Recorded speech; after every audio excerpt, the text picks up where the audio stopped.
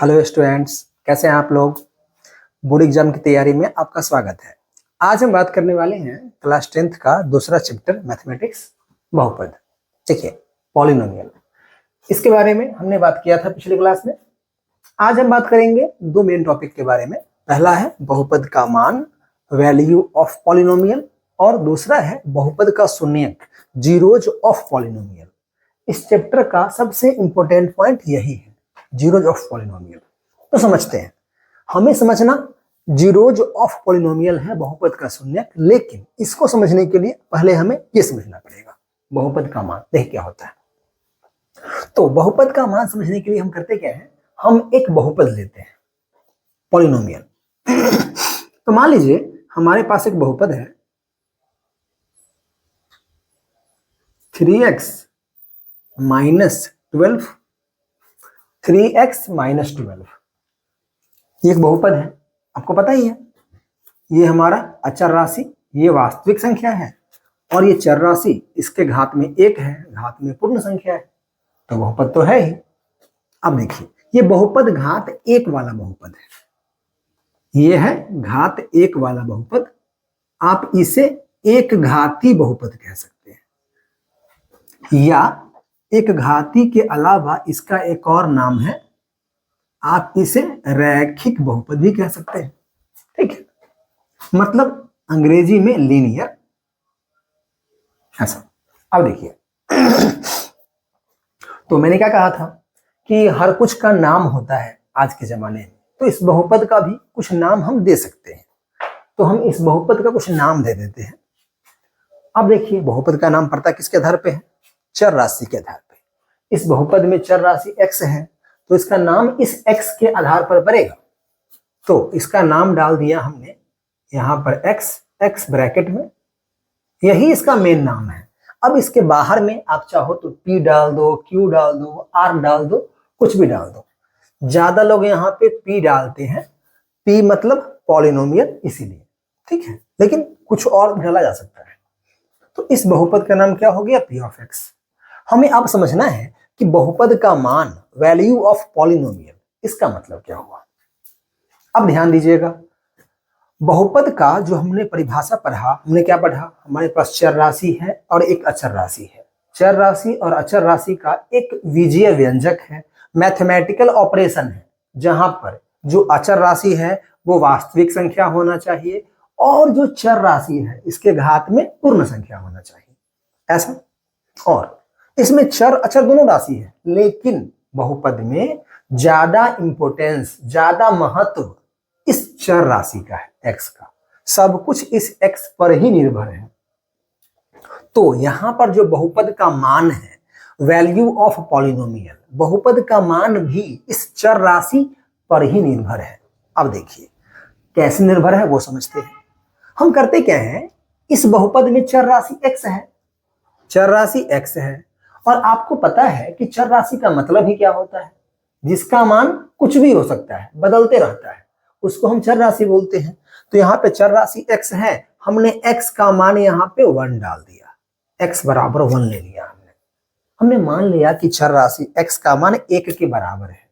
अगर चर राशि x का मान 1 के बराबर है, तो x के जगह पे 1 यहाँ पे डाल दीजिए, p x के जगह पे 1 डाल दीजिए, इसको बोलेंगे p of 1। p of 1 is equal to 3 गुने x के जगह पे 1 आ जाएगा, और माइनस का 12। तो 3 गुने 1 क्या हो जाएगा, 3 हो जाएगा, और माइनस का 12, ये हमारा माइनस 9 हो जाएगा।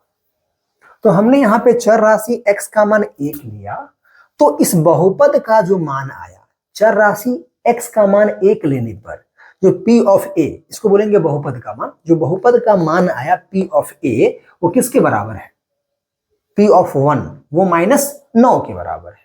मतलब चर राशि x का मान 1 लेने पर बहुपद का मान, चर राशि x का मान 1 लिया तो बहुपद का मान -9 आ गया।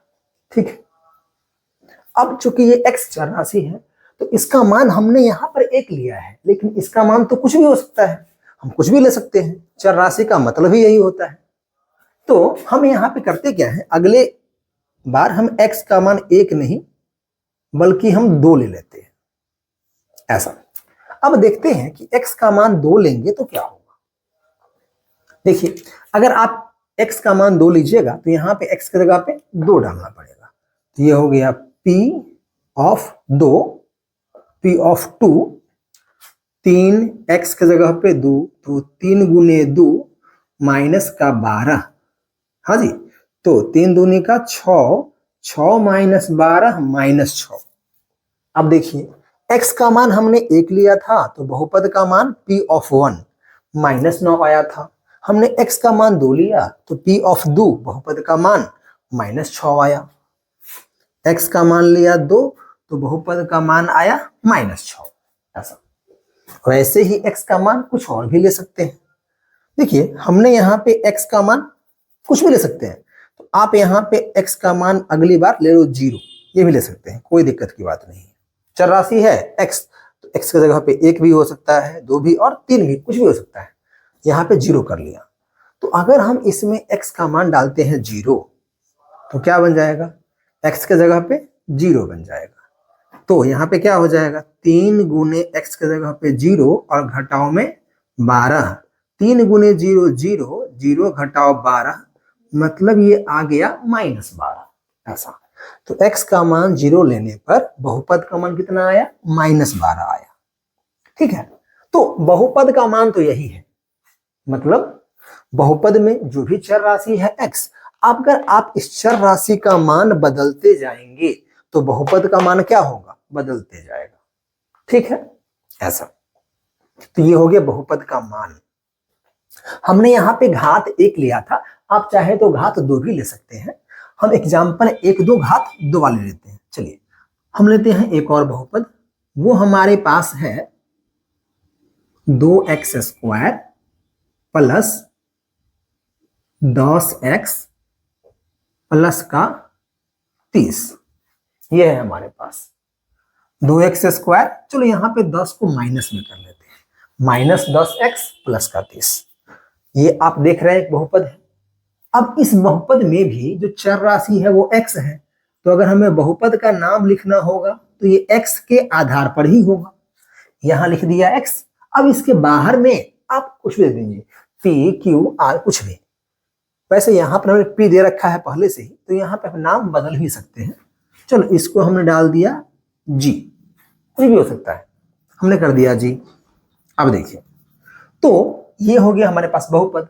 हमें अब इस बहुपद का मान चाहिए, तो बहुपद का आपको मान चाहिए x के किस मान के लिए, बहुपद का मान निर्भर है x के मान पर, x के वैल्यू पर। अगर x का वैल्यू क्या लेंगे उसके अनुसार बहुपद का मान आएगा।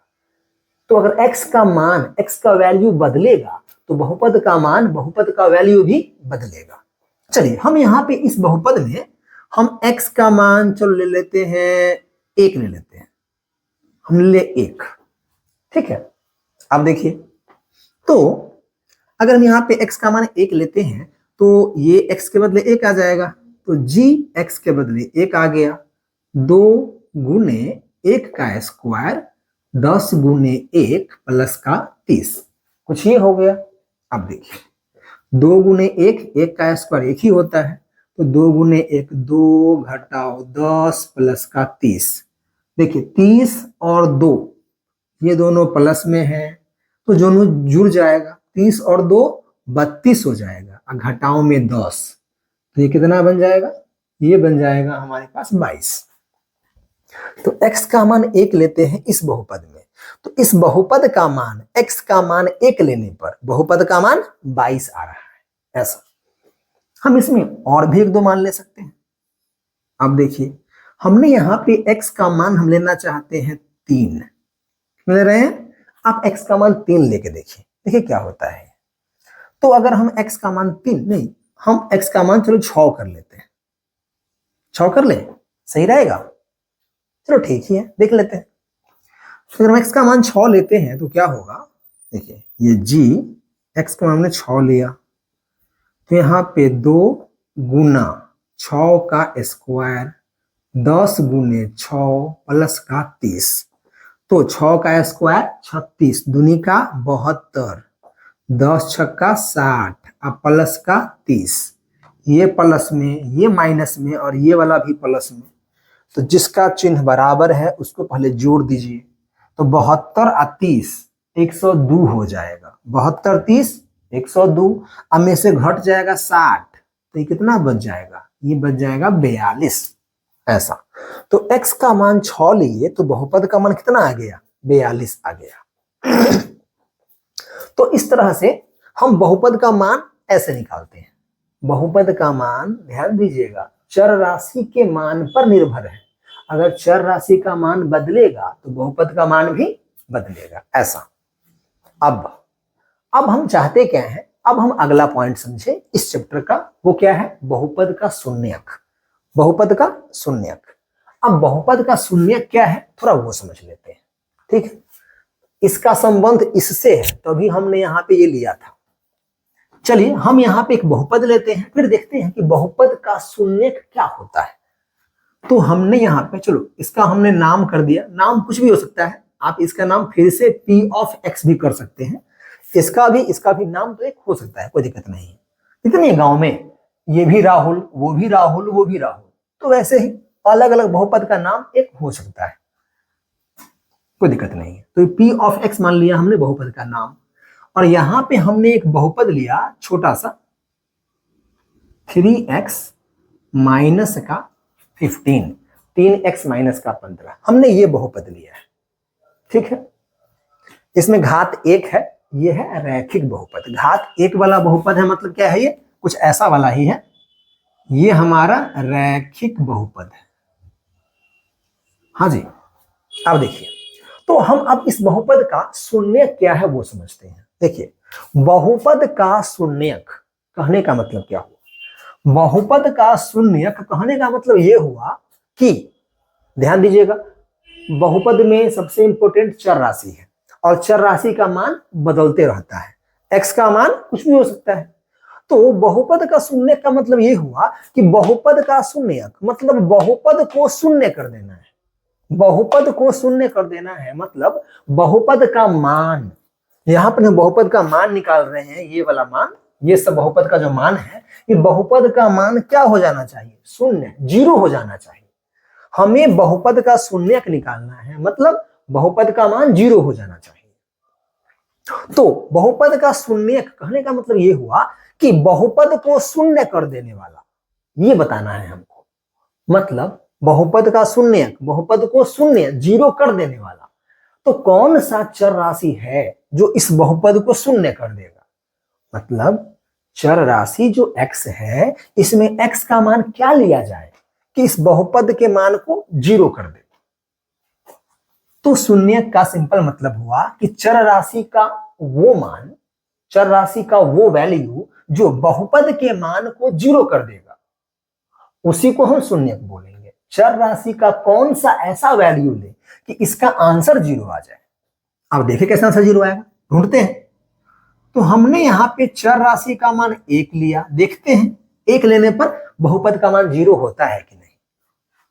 तो यहां पर x के बदले यहाँ पे 1 आ गया, तो 3 गुने 1 माइनस का 15, 3 माइनस 15 माइनस 12, 0 तो नहीं आया। आया क्या? तो x बराबर 1 इस बहुपद को 0 नहीं कर पाया, मतलब x बराबर 1 शून्यक नहीं है। हम देखते हैं x का कौन सा मान बहुपद को 0 कर सकता है, ऐसा किसमें क्षमता है।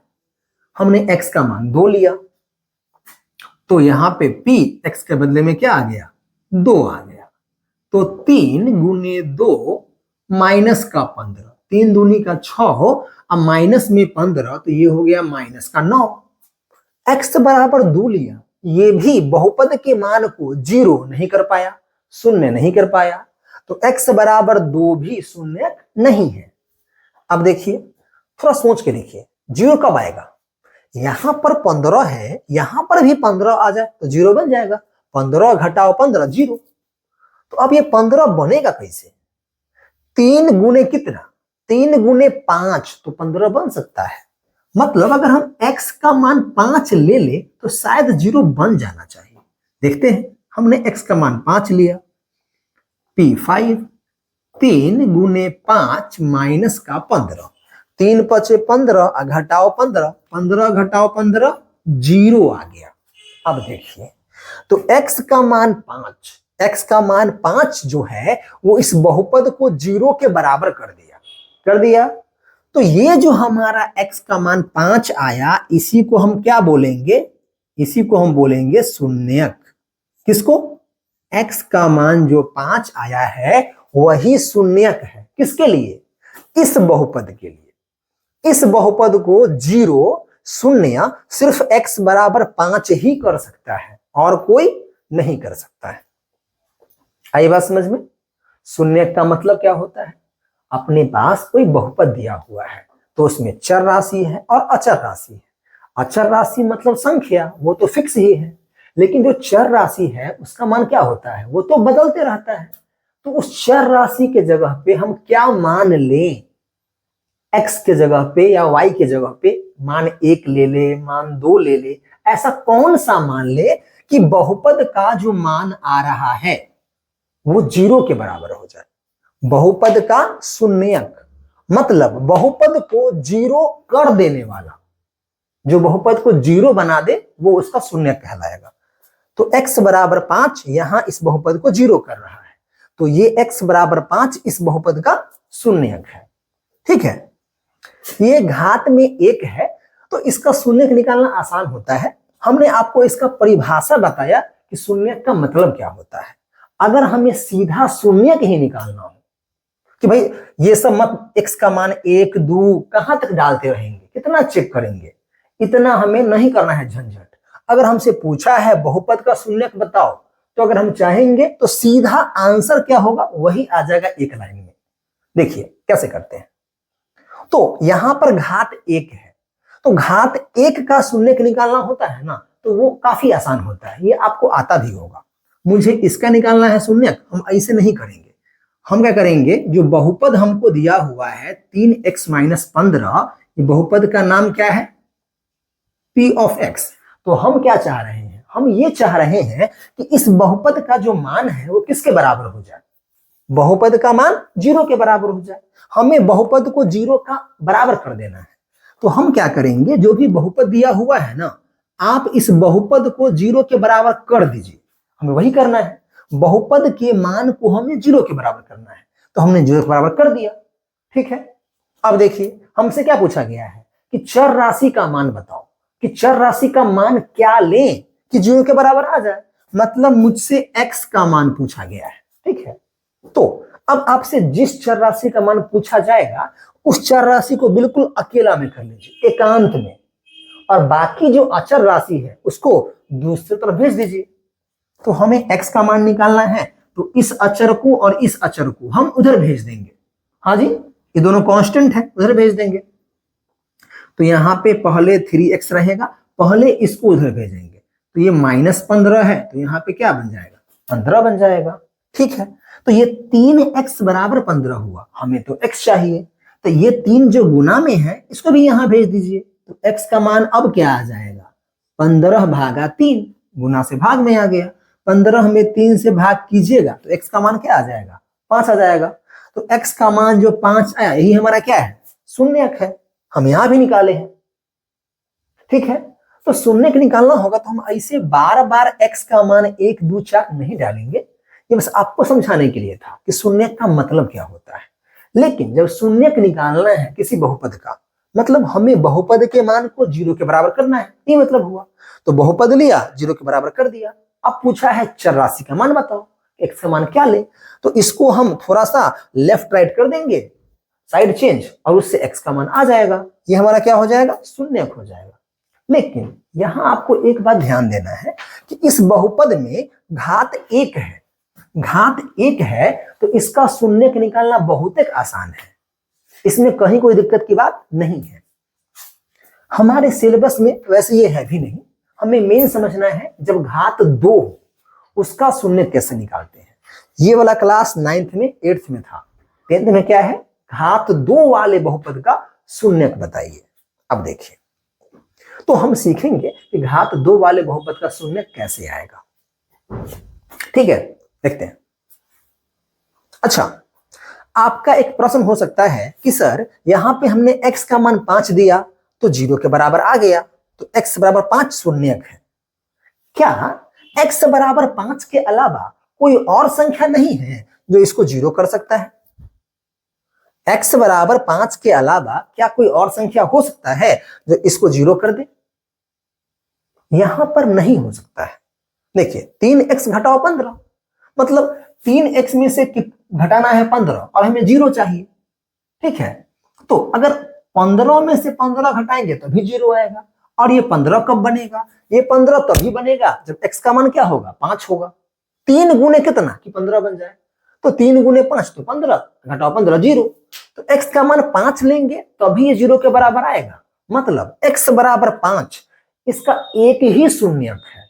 मतलब x बराबर 5, सिर्फ इस 5 में ही ये ताकत है, क्षमता है कि इसको 0 कर सकता है। 5 के अलावा कोई और चर राशि का मान इसको 0 नहीं कर सकता है। तो आप ध्यान दीजिएगा कि जब भी आपके पास रैखिक बहुपद दिया हुआ है, क्या दिया हुआ है? रैखिक बहुपद जिसका घात 1 हो, चर राशि का घात 1 होता है। तो अगर रैखिक बहुपद है, घात 1 है, तो ऐसे बहुपद का जो शून्यक आएगा वो एक ही शून्यक आएगा। जैसे इसका शून्यक 5 है, 5 ही है जो इसको 0 के बराबर कर सकता है और कोई नहीं कर सकता है। अगर आप चाहें तो इसी प्रकार से इसका भी आप निकाल सकते हैं शून्यक, और इसका भी शून्यक निकाल सकते हैं। अब देखिए हमें निकालना है इसका शून्यक। कैसे निकालेंगे? शून्य का मतलब क्या? हम चाह रहे हैं कि इसका मान किसके बराबर आ जाए? 0 के बराबर आ जाए। यहां 0 आया है क्या? यहां 0 भी नहीं है, यहां भी 0 नहीं है। हमें इसका मान 0 चाहिए। तो क्या कीजिए ना, आप इसको यहां लिख लीजिए, 3x माइनस का 12 बराबर 0। हमें इसका मान 0 चाहिए, तो हमें x का मान निकालना है इस चर राशि का। तो इसको छोड़ करके बाकी जो अचर राशि है, कांस्टेंट है, इसको इस साइड भेज दीजिए। तो हमें इन दोनों को भेजना है इस साइड, लेकिन सावधानी से।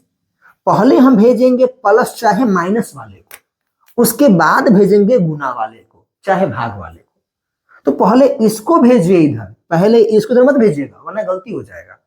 तो इसको हमने यहां भेज दिया, तो क्या बन गया? 3x बराबर में 12 माइनस से प्लस बन गया। फिर x निकालना है, तो ये यहाँ पे गुना में, यहाँ आ जाएगा भाग में। तो 12/3 कितना बन गया? 4। तो x बराबर 4 जो है वो इस वाले बहुपद का क्या है? शून्यक है। खुद देख लीजिए ना, 3 गुने 4 12, घटाओ 12, 0 आ जाएगा। तो इसका भी घात 1 ही था, तो इस बहुपद में भी एक ही शून्यक हो सकता है। मतलब इस बहुपद के लिए भी एक ही संख्या ऐसा हो सकता है या है जो इसको 0 के बराबर कर सकता है, और कोई संख्या नहीं हो सकता है। अब उसी प्रकार से आप यहां देख लीजिए, ये बहुपद है, तो इस बहुपद का मान भी 0 आ सकता है। अब 0 कब आएगा वो हमें देखना पड़ेगा। देखते हैं कि इसका शून्य कैसे आएगा, या ऐसे और भी बहुपद का जहां पे घात 2 हो, क्योंकि यही हमारे मेन सिलेबस में है। हमने आपको घात 1 वाला समझाया है कि इसको ऐसे बनाते हैं, लेकिन हमारा मेन पॉइंट क्या है? घात 2 वाला। चलिए वहां पे आते हैं, घात 2 वाले पे।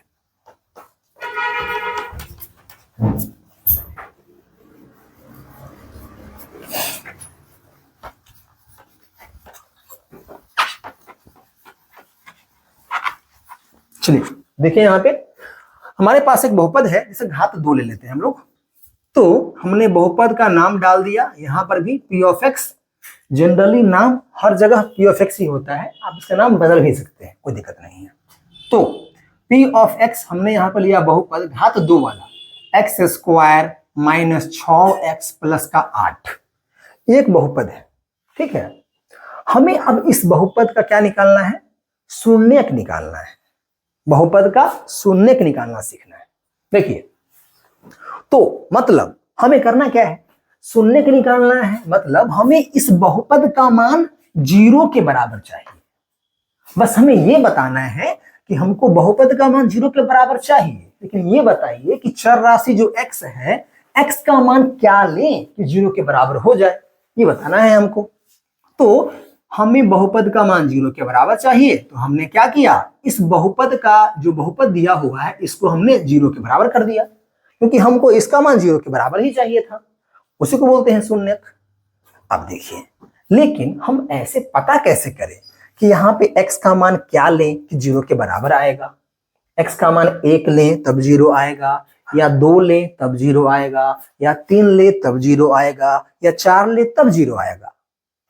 1 2 3 4 ही नहीं, हम यहाँ पे दशमलव में भी लेना पड़ता है। कभी कभी हमको इसको रूट में लेना पड़ेगा x का मान, कभी लेना पड़ेगा x का मान माइनस में भी। तो चर राशि x है, उसका मान तो कुछ भी हो सकता है। तो हम देखते हैं कि इसका शून्य क्या हो सकता है। देखिए, इसमें आपके पास 3 तरीके हो सकते हैं। सबसे जो तरीका पहला है और बहुत लेंदी तरीका है कि यह है कि आप यहाँ पे x का अलग अलग मान लेके देखिए। एक बार x का मान 1 डाल के देखिए, फिर x का मान 2 रखिए, फिर x का मान 3 रखिए, फिर 4 रखिए। अगर मन करे तो बट्टा में लीजिए, 1/2, 3/4, 5/7, कुछ भी, चाहे दशमलव में लीजिए, -1.1 या 1.2, कुछ भी। तो एक तो ये है कि आप x का अलग अलग मान यहाँ पे डालिए और देखिए कि 0 के बराबर आ रहा है कि नहीं आ रहा है। एक तरीका ये हुआ, जो कि हमें नहीं करना है। ये बहुत तरीका गंदा है, हमें आंसर आएगा भी नहीं। हम कैसे पता करेंगे कि यहाँ पे क्या डाले कि 0 आ जाएगा? इतना आसानी से नहीं हो पाएगा। तो वो घात 1 वाले में हो सकता है, यहां पर नहीं हो सकता। तो अब हमें इसको शून्य निकालना है। इसके लिए हमारे पास 2 विधि है। उसमें से एक विधि का नाम है, 2 मेथड है। एक मेथड का नाम है गुणनखंड विधि, कि आप इसका गुणनखंड कीजिए। गुणनखंड कीजिए मतलब गुणा के रूप में टुकड़ा कीजिए। खंड टुकड़ा, तो टुकड़ा जब भी करेंगे कम से कम 2 टुकड़ा करेंगे। तो हमें इसका गुणनखंड करना है। तो एक है गुणनखंड विधि, हाँ जी, जो हम सीखेंगे अभी। और एक और विधि हो सकता है जिसको हम बोलते हैं द्विघाती सूत्र। द्विघाती सूत्र वो फॉर्मूला इसीलिए बनाया गया है कि जब कभी भी द्विघाती वाला बहुपद हो, उसका शून्य निकालना हो, तो उस फॉर्मूला का सीधा इस्तेमाल कर देंगे तो आंसर एक बार में आ जाएगा। कुछ सोचने की आवश्यकता नहीं है। हम वो फॉर्मूला भी सीखेंगे, लेकिन उससे पहले हम यहाँ पे ये सीखना चाहते हैं कि इसका हम जो शून्य निकाले वो गुणनखंड विधि से निकाले, क्योंकि हमें दोनों ही सीखना है। तो अभी हम बात करने वाले हैं किस विधि का? गुणनखंड विधि का, कि गुणनखंड विधि से कैसे निकाला जाए। गुणनखंड विधि से कैसे निकाले हम इसका शून्य। जब हम दोनों विधि सीख लेंगे, गुणनखंड और द्विघाती सूत्र, तो आपको हम एक नया विधि बताएंगे जो बिल्कुल ही नया है। आपको सीख के मजा आएगा। वो हमारा तीसरा मेथड है जो हमने आप लोगों के लिए बनाया है, देखेंगे उसको भी। देखिए, तो पहले हमें करना है इसका गुणनखंड द्विघात बहुपद का। वैसे द्विघात बहुपद ये है, हमने जब द्विघात बहुपद के बराबर में 0 कर दिया ना, तो इसको आप चाहे तो द्विघात समीकरण भी कह सकते हैं। बराबर में 0 आ गया तो ये अब द्विघात समीकरण बन गया है, ठीक है। वैसे समीकरण में, बहुपद में फंसने की आवश्यकता नहीं है। बराबर में कुछ ना हो तो बहुपद है, बराबर में 0 हो, चाहे 1 हो, चाहे 2 हो, तो वो समीकरण हो गया। ऐसा ही बस होता है। तो ये द्विघाती समीकरण बन गया। अब ये हमें इस समीकरण को हल करना है, या फिर ऐसा बोलिए, ये बहुपद का मान 0 के बराबर करना है। तो कैसे करें गुणनखंड? देखिए, इसके लिए हमें करना क्या पड़ता है, हमें एक बात का ध्यान देना पड़ता है। x² घात 2, यहाँ पे घात 1, और आपको पता होगा यहाँ पे 8 है तो x घात में 0 तो है ही। ऐसा, वैसे ये कांस्टेंट है, अचर पद है, इसका उतना इंपॉर्टेंस है नहीं। आपको हम बता रहे थे कि घात 2, घात 1, घात 0। आप क्या कीजिएगा ना, द्विघाती बहुपद में इस घात को घटते क्रम में लिख लीजिएगा तो अच्छा रहेगा। पहले बड़ा घात 2, फिर 1, फिर 0, मतलब कांस्टेंट वाला। ऐसा तो हमें करना है गुणनखंड। तो उसमें हमें करना क्या होता है ना, गुणनखंड करते समय, देखिए कि यहां पर 1 छुपा हुआ है, और यहां पर है 6, और यहां पर है 8। जो अचर पद है 1 है, 6 है और 8 है। तो सबसे पहले करना क्या है कि हमें पहले वाले को और अंतिम वाले को गुना करना होता है। पहले वाले को अंत वाले को हमें गुना करना होता है। तो हमें 1 को और 8 को हमको गुना करना है। तो हमने 1 को और 8 को गुना कर दिया तो ये कितना बन गया, ये 8 बन गया। इसको आप साइड में लिख लीजिएगा, थोड़ा हटा करके। हाँ जी, पेज के इस साइड में 1 गुने 8 8 हो गया। तो हमें यहां पर मुख्य रूप से करना यह है कि जो बीच वाला पद है, बीच वाला पद यहां बोलो कितना है, माइनस का 6x। फिलहाल आप x को छोड़ दीजिए, -6 पे ध्यान दीजिए। तो हमें इस -6 को 2 भागों में तोड़ना है। हमें इस -6 को 2 भागों में तोड़ना है। और तोड़ना ऐसे है कि या तो इसको हमें तोड़ना है जोड़ के रूप में, या हमें तोड़ना है घटाव के रूप में। जोड़ में या घटाव में।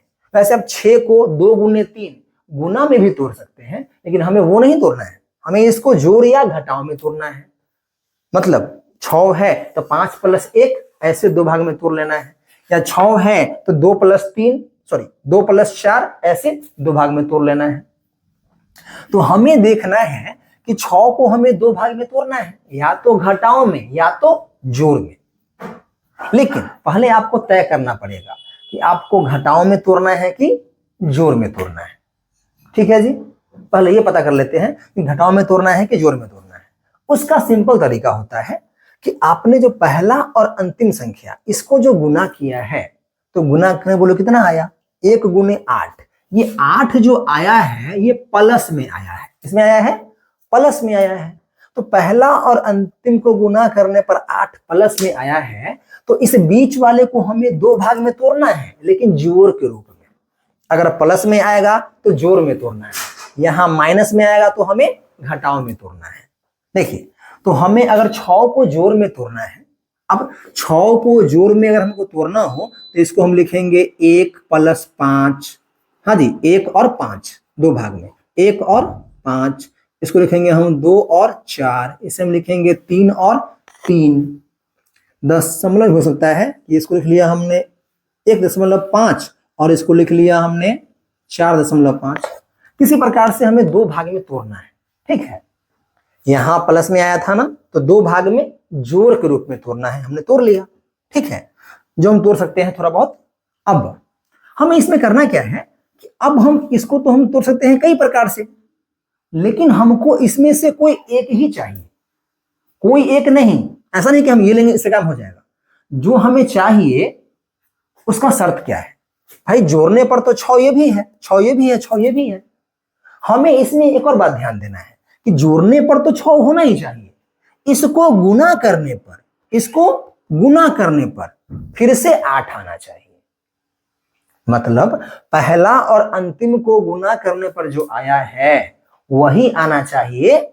इसको 2 भाग में तोड़ेंगे जोड़ के रूप में, तो उसको भी गुना करेंगे ना, तो 8 ही आना चाहिए। वैसे गुना करना नहीं है, वो मन में ही करना है कि अगर गुना किया जाए तो ये आ जाए। हमें तोड़ना जोड़ में है, तो 1 गुने 5 5 ही आएगा। तो 1 और 5 तो हम इसको 2 भाग में ऐसे नहीं तोड़ेंगे, क्योंकि ये 8 के बराबर नहीं आएगा। अब 2 गुने 4 8 के बराबर आ रहा है, आ रहा है पक्का पक्का। तो हमें इस 6 को 2 और 4 यही 2 भाग में तोड़ना है। हम ये भी नहीं ले सकते हैं 3 और 3 जोड़ने पर 6 तो आ ही रहा है, लेकिन गुना करने पर ये 8 नहीं आ रहा है। हाँ जी, तो हमें ये भी नहीं चलेगा। 1.5 गुने 4.5 जोड़ेंगे 6 आएगा, लेकिन गुना करने पर 8 तो नहीं आएगा, तो ये भी नहीं चलेगा। तो हमें यही चाहिए 2 और 4। ठीक है, मैंने क्या बोला, ध्यान दीजिएगा। हमें सबसे पहले पहले वाले को और अंतिम वाले को गुना कर लेना है। हमने गुना कर लिया, फिर देख लो आराम से कि गुना करने पर प्लस में आया है कि माइनस में आया है, प्लस में आया है कि माइनस में आया है। अगर ये प्लस में आया है तो बीच वाले को जोड़ के रूप में तोड़िए, बहुत केस बनेगा, उसमें से हम कोई एक लेंगे। ठीक है, अगर गुना करने पर माइनस में आएगा तो इस बीच वाले को हम घटाव में तोड़ेंगे। अगर यहां माइनस आता, मान लो आता -8, इसको हम 2 भाग में तोड़ते, 7 घटाव 1 6, या फिर 8 घटाव 2 6, इस तरह से। आ रही है बात समझ में। ये प्लस में आएगा तो इसको 2 भाग में जोड़ में तोड़ना है, और ये माइनस में आएगा तो 2 भाग में हमें घटाव में तोड़ना है। हाँ जी, फिलहाल ये प्लस में है, हम प्लस में तोड़ेंगे। अब प्लस में कई प्रकार से टूटेगा, उसमें से कौन सा ले? अब तोड़ना प्लस में है, जोड़ में, लेकिन जोड़ में बहुत सारा हो रहा है, तो कौन सा केस लेंगे? इसमें से हम देखेंगे कि ऐसा कौन सा है जिसको जोड़ने पर तो ये आ ही रहा हो, वो तो है, लेकिन गुना करने पर भी यही आ रहा होना चाहिए। देख रहे हैं, 2 गुने 4 यहाँ कितना आएगा? 2 गुने 4 यहाँ पे 8 आ जाएगा। हाँ जी, तो हमें ये केस चाहिए। मतलब क्या हुआ कि हमें इस 6 को 2 भाग में तोड़ना है, 2 में और 4 में। तो इसको लिखा हमने ऐसे एक्स स्क्वायर। अब यहाँ पे 6 है तो 2x, x तो x लगा दो, 4x, यहाँ पे प्लस का 8। यहाँ पे एक और छोटा सा बात ध्यान देना है कि सर ये माइनस में था ना, हमने 6 को 2 भाग में तोड़ा, 2 और 4 में, लेकिन ये माइनस में है, -6 है, तो यहाँ पे भी लीजिए -2 और यहाँ पे -4, ताकि -2 और -4 -6 हो जाए।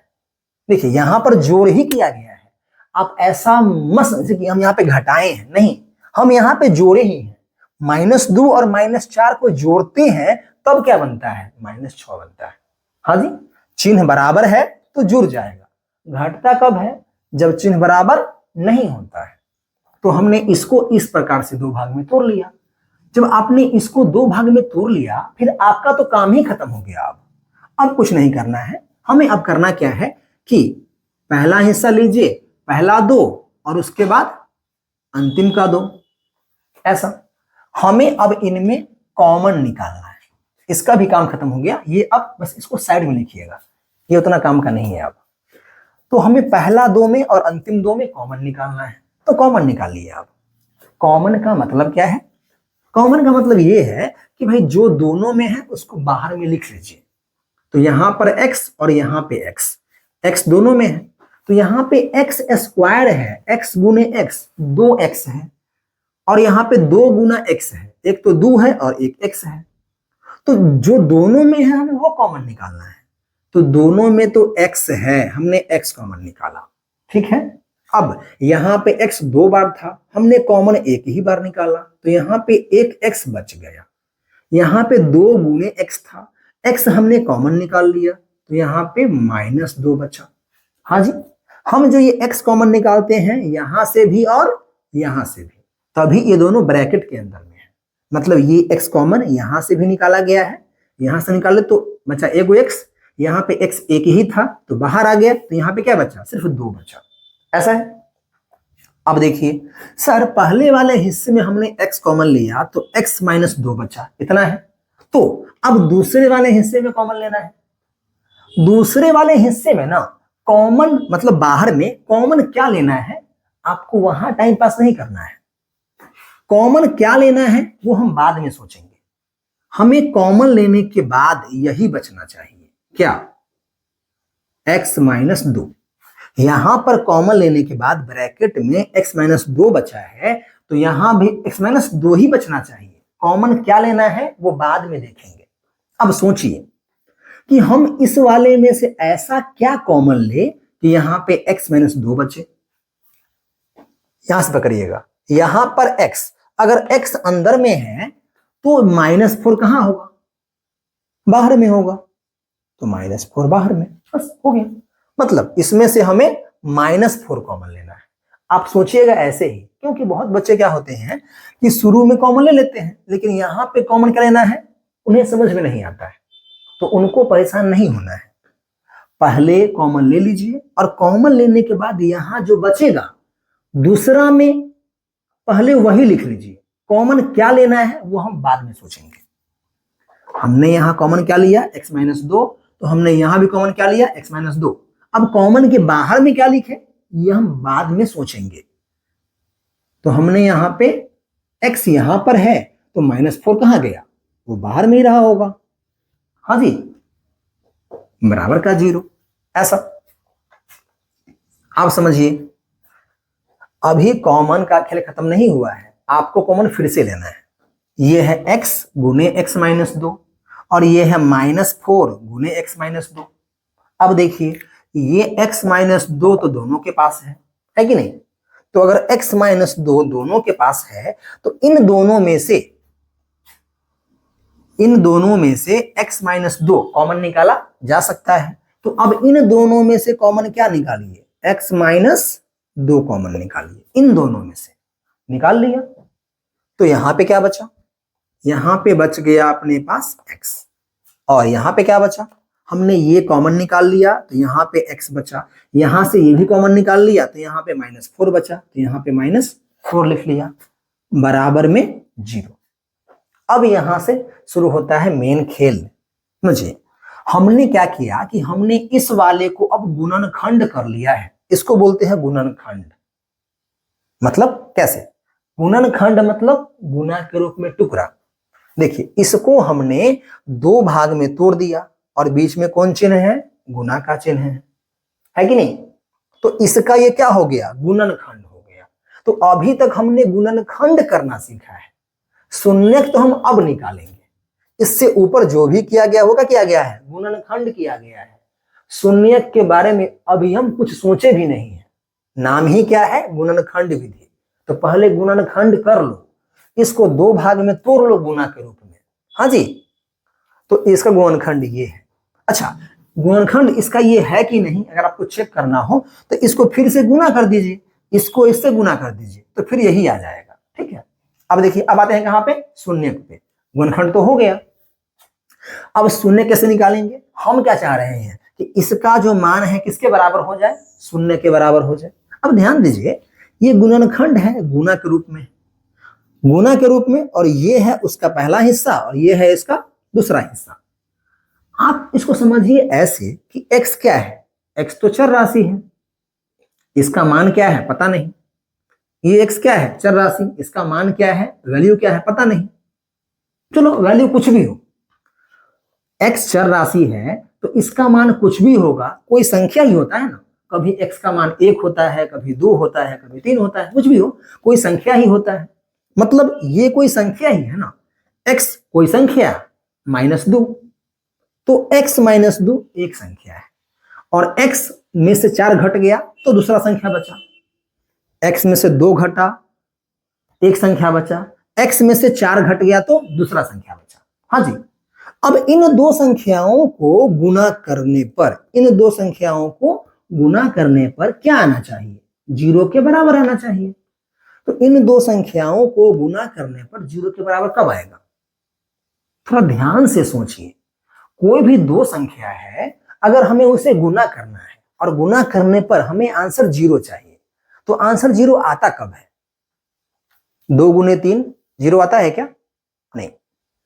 0 कब आएगा, 5 गुने 0 0, 10 गुने 0 0, चाहे 0 गुने 5 0, 0 गुने 6 0। मतलब अगर आपको गुना करने पर आंसर 0 चाहिए, तो आप जो 2 संख्या को गुना करना चाह रहे हैं, उस दोनों में से कोई एक संख्या 0 होना चाहिए। मतलब 2 संख्या का गुना करने पर 0 तभी आएगा जब दोनों में से एक संख्या क्या होगा, 0 होगा। 0 गुने 1 0, 0 गुने 2 0, इसका उल्टा 3 गुने 0 0, 4 गुने 0 0, चाहे 0 गुने 0 भी क्या होता है, 0 होता है। तो 2 संख्या को, चाहे 3 संख्या, कितना भी संख्या हो, गुना करने पर अगर आपको 0 चाहिए तो दोनों में से, तीनों में से कोई एक संख्या 0 होना चाहिए। अगर दोनों में से कोई 0 नहीं होगा तो आंसर भी 0 नहीं आ सकता है।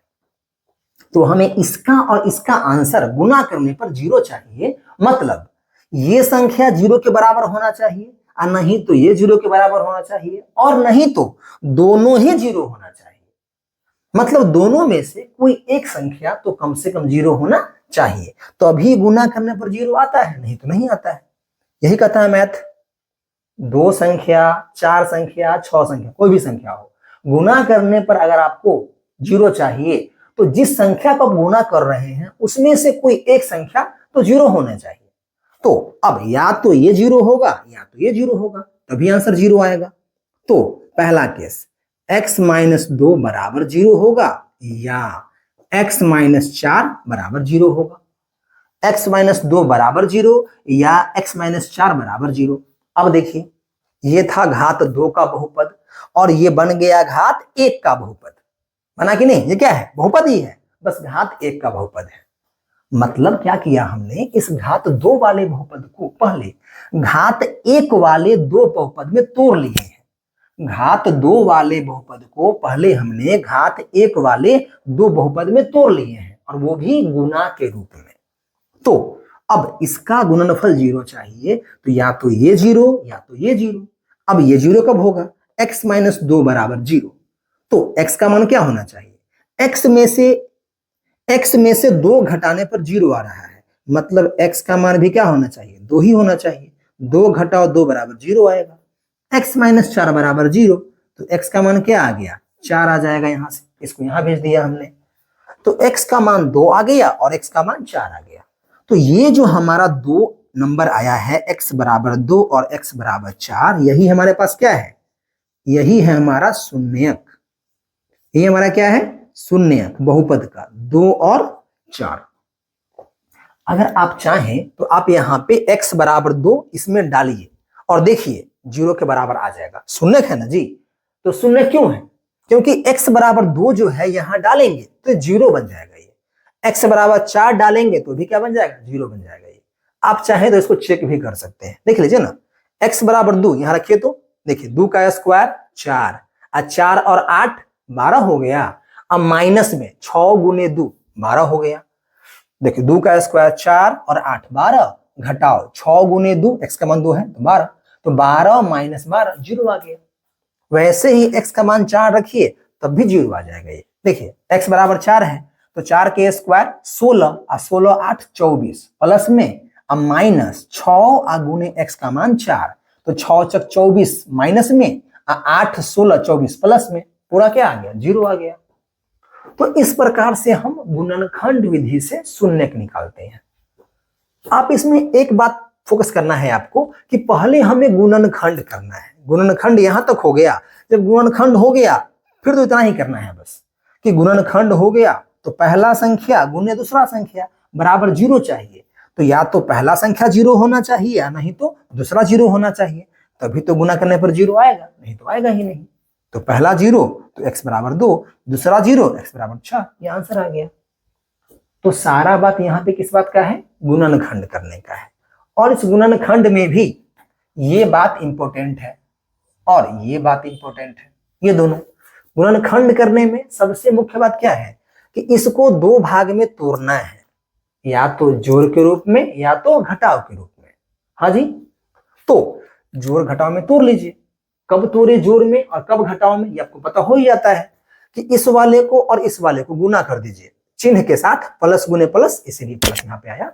तो चिन्ह से गुना कर दिए तो प्लस में आ गया, तो यहां प्लस में आया तो इसको हम जोड़ के रूप में तोड़ेंगे। 2 और 4 6 हो जाएगा। अगर यहां पे माइनस आता फिर इसको हम घटाव के रूप में तोड़ते। ठीक है, तो इस तरह से हम करते हैं गुणनखंड। हाँ जी, अब तो आप इसी प्रकार से किसी भी बहुपद का शून्यक निकाल सकते हैं गुणनखंड विधि से। आइए बात समझ में। अब देखिए हम इसमें थोड़ा सा बात कर लेते हैं कि यहां पर जो हमारे पास बहुपद था इसमें घात 2 था, द्विघाती बहुपद। तो इसका जो शून्यक आया है वो भी कितना आया है, 2 गो आया है। x बराबर 2 x बराबर 4। इससे जो हम पहले देखे थे बहुपद घात 1 वाला, वहां पे शून्यक 1 ही आ रहा था। अभी आपने तुरंत किया था ना इसका कि 3x माइनस 12 बराबर 0 घात 1 वाला बहुपद है, तो इसका शून्य कौन है उसमें, x बराबर 4। या आपने भी तुरंत किया था कि 3x माइनस 15 इक्वल टू 0, इसमें शून्य क्या है, x बराबर 5। तो इसका घात 1 था तो x का 1 ही मान आया, 1 ही शून्य क्या आया। इसका भी घात 1 था तो 1 ही शून्य क्या आया।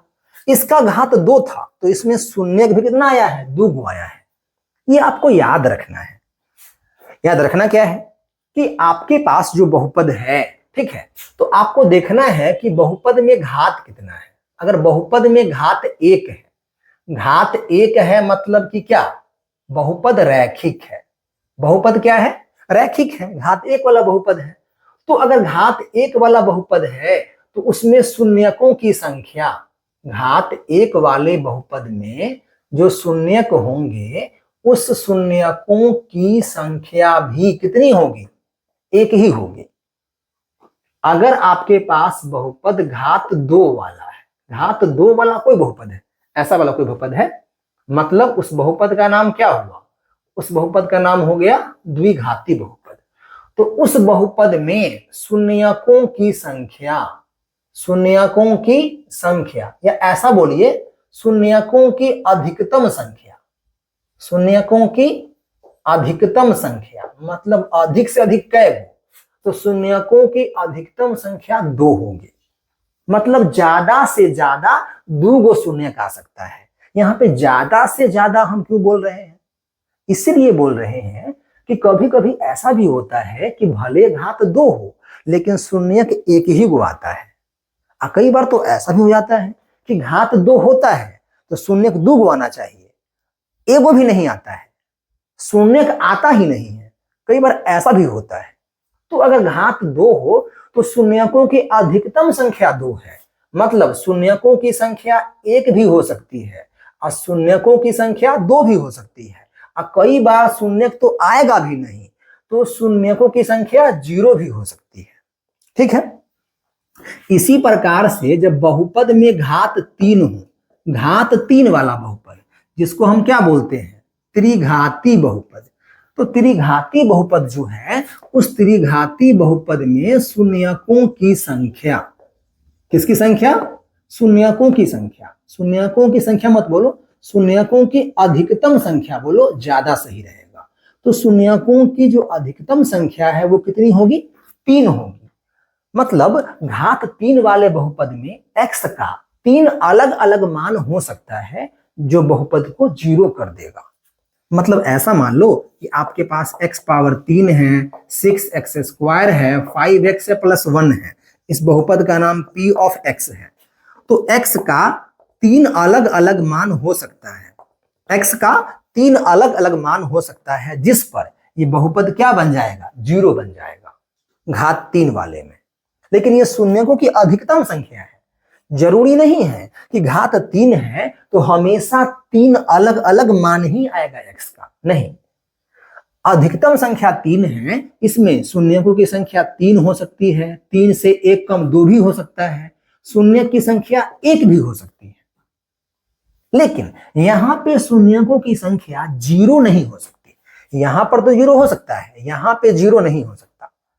शून्यक की संख्या यहां पर भी 0 नहीं हो सकता, यहां पर शून्यक तो 1 रहेगा ही, घात 1 है तो शून्यक 1 ही होगा। हमने यहां पे इसीलिए अधिकतम नहीं लिखा है, क्योंकि यही अधिकतम है, यही न्यूनतम है।